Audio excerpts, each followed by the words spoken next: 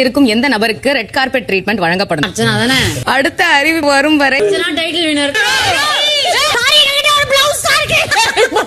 பண்ணிதான் அவன, வேற என்ன பண்றது? I am not okay with this. Very awkward. இவங்க பண்ண கூடாது, நான் மட்டும் பண்ணுமா?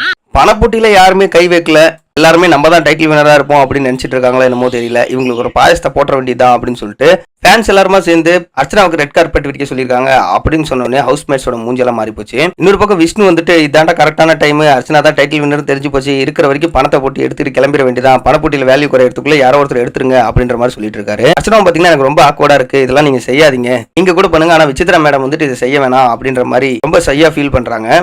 உடனே மாயா பாத்தீங்கன்னா ஏன் அவங்க பண்ணக்கூடாது, அவங்களும் கண்டஸ்டன்ட் தானே, அவங்க உங்களுக்கு ரெட் கார்பெட் விரிக்கும் போது அவங்க விரிக்க கூடாதா அப்படின்னு சொல்லிட்டு ஃபன் பண்ணிட்டு இருக்காங்க. ரெண்டு சின்ன பீஸ்ல வந்துட்டு ரெட் கார்பெட் கொடுத்துருந்தாங்க. உடனே மாயா பாத்தீங்கன்னா உள்ள ஓடி போய் பிளவுஸ்ல எடுத்து வந்து இந்த இது ரெட் கலர் தான், இது மாதிரி நடன்னு சொல்லி ஃபன் பண்றாங்க. உள்ள இருக்கிற ஹவுஸ்மேட்ஸ்க்கு வெளியில எவ்வளவு ஃபேன் பேஸ் இருக்கு அப்படின்றது தெரியக்கூடாது, ஆனா இவங்களே இது மாதிரி டாஸ்க் எல்லாம் கொடுத்து வெளியில எவ்வளவு பாப்புலாரிட்டி இருக்குன்னு காட்டிடுறாங்க. இதனால இந்த கேம்ல இருக்க சுவாரஸ்யமே குறைஞ்சு போயிடுது அப்படின்னு சொல்லலாம். இதுக்கப்புறமா யாராச்சும் இந்த பணப்பட்டி எடுப்பாங்களா அப்படின்ற உங்களோட கருத்தை கமெண்ட் பண்ணுங்க.